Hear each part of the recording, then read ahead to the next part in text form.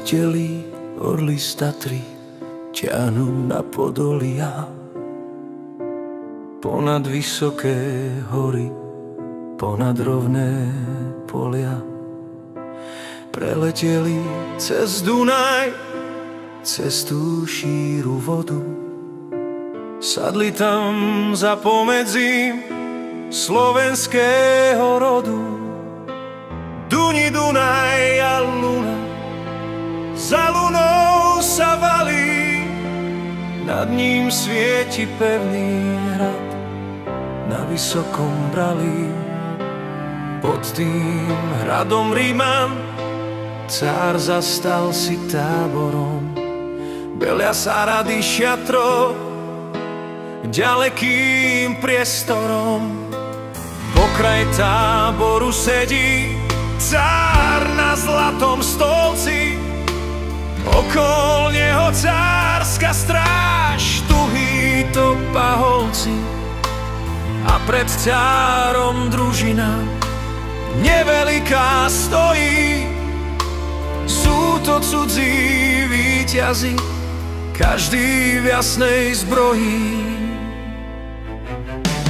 Po belavé kadere žije im obtáča, modré ich oči bystro okolo si páča.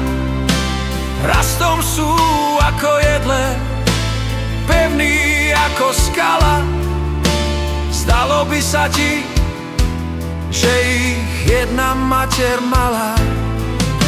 Zvyk náš je nenapadať cudzie vlasti s bojom, Sloven na svojom seje, ižne len na svojom, cudzie nežiada. Ale keď na naše dvere zaklope ruka cudzia, úprimnej dôvere, kto je ten, je či je on zblíza či zďaleka, vodne v noci na stole dar Boží ho čaká. Zúri boja naši nastala, si dokola to vie, že premoc rímsku jej mocne predolá.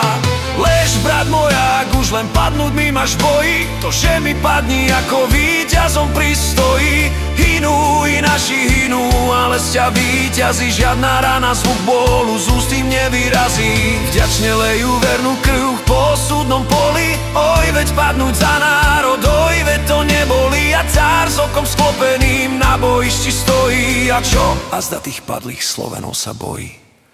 Je lež bezdušné svojich hromady tam vidí a zo svojho víťazstva radovať sa stydí. No záhyn stúdom večným, záhyn podlá duša, čo slobodu dobrý ľud môj mi pokúša. Lež večná meno toho nech ovenčí sláva, kto seba vôbec svetu za svoj národ dáva. Ty morho, hoj morho, detvo môjho rodu, kto krátmou rukou siahne na tvoju slobodu. A čo i tam dušu dáš v tom boji divokom, morty len na voľne byť ako byť otrokom.